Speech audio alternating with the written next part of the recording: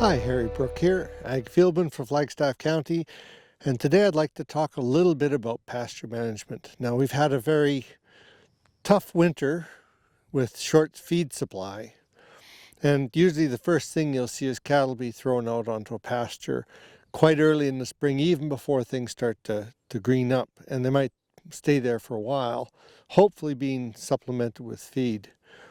Like, here's a pasture that's obviously being used sort of as an early spring pasture.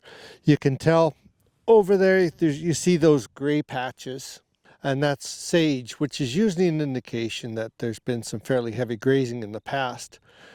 Now, sacrifice pastures, their purpose is to get them out, because cattle, once things start warming up, they don't really want to eat hay a whole lot. They want to eat something green and growing.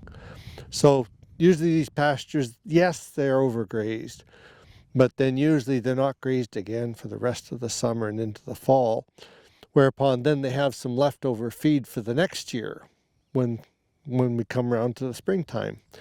If you do graze early, be aware of the fact that grazing before June 1st, you're probably limiting the amount of forage produced on that pasture by at least 50%.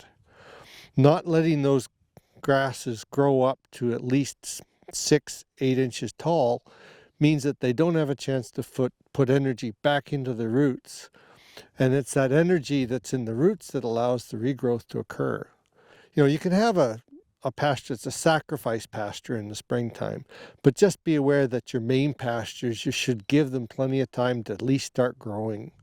Otherwise, if you don't, you're shooting yourself in the foot, and you're ending up with a pasture that will not be productive and full of weeds.